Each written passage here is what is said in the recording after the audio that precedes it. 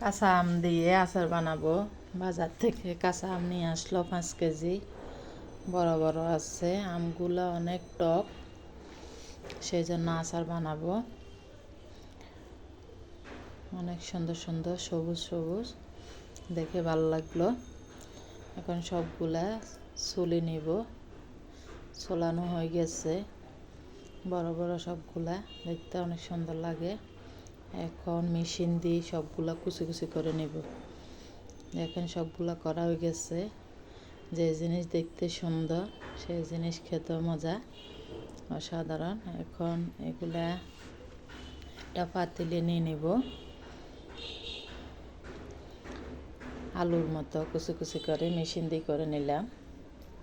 আমার মেশিনটা অনেক উপকার হলো, অনেক কষ্ট হয়েছে করতে, হাতও কেটে গেলাম অনেক জায়গা, ধারালো।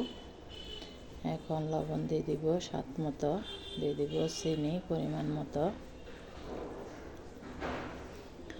কমে যাবে অনেক, 5 কেজি আম অনেক কমে গেছে। এখানে 3 কেজির মতো, 3.5 কেজির মতো আম হচ্ছে। এখন এগুলা ভালোভাবে চিনিগুলা মেখে রেস্টে রেখে দিব আধা ঘন্টার জন্য। আধা ঘন্টা পরে আসবো। আধা ঘন্টা পরে আসলাম।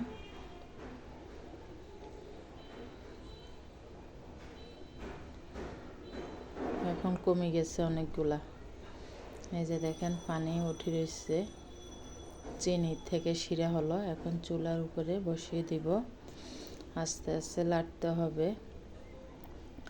লাড়ানোর পরে কালারটা চেঞ্জ হয়ে যাবে। এখন দিয়ে দিব একটা লেবু রস চিপিয়ে, যেন চিনিটা শক্ত হয়ে না যায়।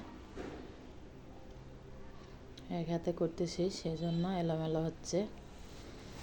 এই যে কালার চেঞ্জ হয়ে গেছে, আমটা সিদ্ধ হয়ে গেছে। এখন লাল মরিচ দিয়ে দিব 2 টেবিল চামচ, মশলার গুঁড়ি দিয়ে দিব 2 টেবিল চামচ, 5 ফোড়ন মশলা দিয়ে দিব পরিমাণ মতো।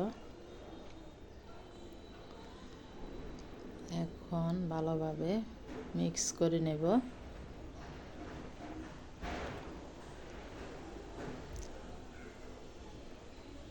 কালারটা চেঞ্জ হয়ে যাইতেছে, মাশাআল্লাহ,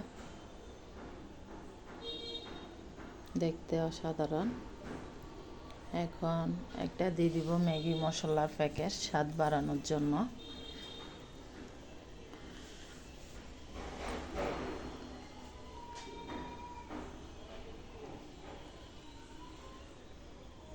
দেওয়ার পরে আরও ভালোভাবে এটা নাড়িয়ে চাড়িয়ে শুকিয়ে নিব।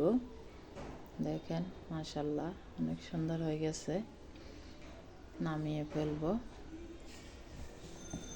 নামানোর পরে এটা ঠান্ডা করে ব্লেন্ড করে নিয়ে নিব। এখন নিয়ে নিছি, দেখাই নাই। এখন আমসত্ত্বা এটা শুকিয়ে নেব, আমসত্ত্বাটা। আল্লাহ হাফেজ।